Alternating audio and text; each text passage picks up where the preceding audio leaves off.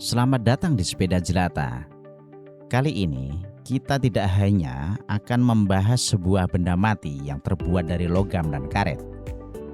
Kita akan menelusuri sebuah pergerakan budaya yang telah melintasi dekade, menantang gravitasi, dan mendefinisikan ulang arti kebebasan di atas aspal. Inilah narasi tentang evolusi roda 2 yang kita kenal sebagai BMX. Mari kita kembali ke titik di mana sepeda ini bermula. Anatomi kebebasan. Di atas dua roda berukuran 20 inci, sejarah tidak hanya ditulis dengan tinta, melainkan dengan keringat dan aspal. BMX bukan sekedar alat transportasi. Ia adalah simbol pembangkangan terhadap batasan fisik. Sejarahnya bukan tentang kenyamanan, tapi tentang bagaimana manusia menantang gravitasi dan mendefinisikan ulang fungsi sebuah mesin sederhana. Benih-benih dari debu. Semuanya bermula di tanah gersang California Selatan pada akhir tahun 1960-an. Di saat dunia otomotif sedang menggilai motorcross, anak-anak muda yang belum cukup umur untuk memacu mesin bertenaga besar mulai menoleh pada sepeda mereka.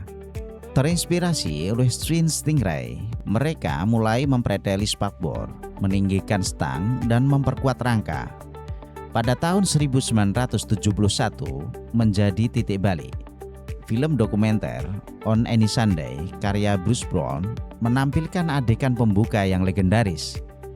Anak-anak mengayuh sepeda mereka di lintasan tanah layaknya pembalap motor profesional. Inilah kelahiran bicycle motocross atau BMX. Dari sebuah imitasi motocross, ia berevolusi menjadi disiplin olahraga baru yang menuntut presisi, kecepatan, dan keberanian murni. Meledaknya sebuah kultur. Pada dekade 80-an adalah masa keemasan. BMX tidak lagi hanya menjadi sebuah sepeda balap tanah. Munculnya aliran freestyle yang dipelopori oleh tokoh-tokoh seperti Bob Hero mengubah fungsi sepeda menjadi instrumen seni. Melalui film E.T., The Extraterrestrial, dan BMX Bandits, dunia menyaksikan potensi magis dari sepeda kecil ini. Di Indonesia, gelombang ini menghantam keras. Era ini melahirkan merek-merek ikonik lokal dan luar negeri yang menjadi status sosial di kalangan remaja.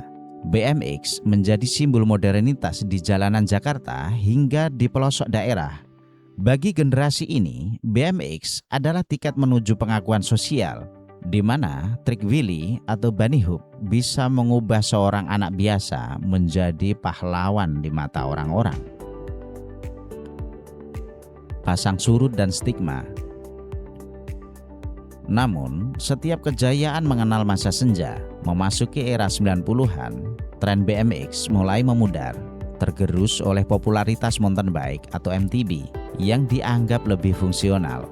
Di Indonesia pada saat itu, BMX masuk ke dalam fase bawah tanah. Di masa ini, BMX seringkali diasosiasikan dengan subkultur jalanan yang liar dan marginal. Tanpa dukungan industri yang besar, para pemain BMX tetap bertahan di gang-gang sempit dan lahan kosong, menjaga api kreativitas tetap menyala di tengah stigma negatif masyarakat.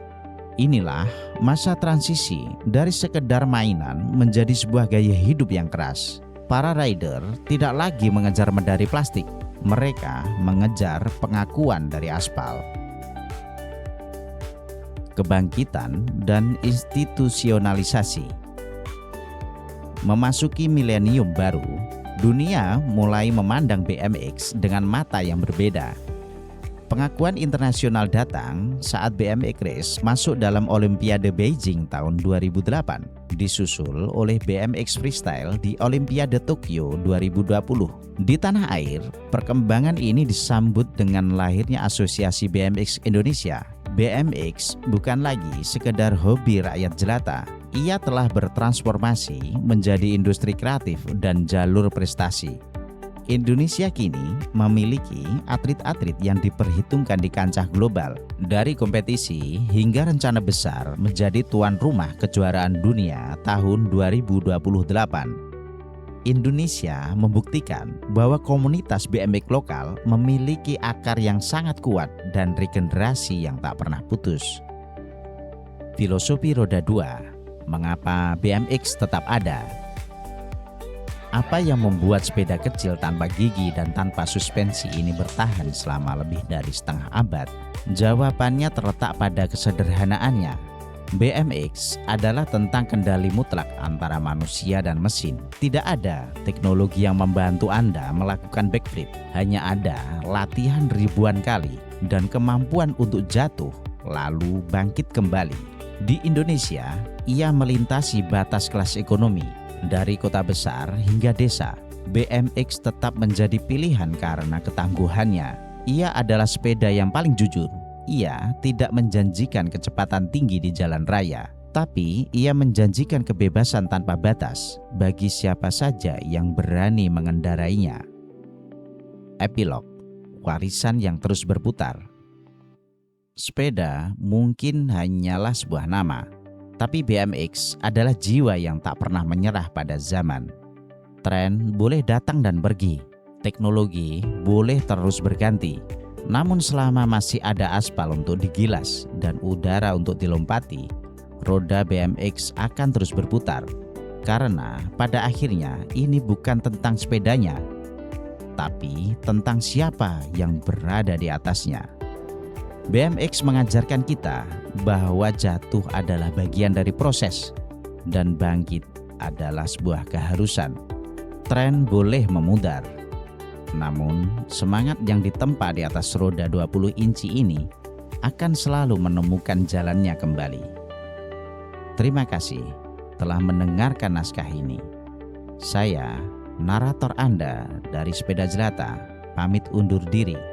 Teruslah mengayuh, karena sejarah belum selesai ditulis.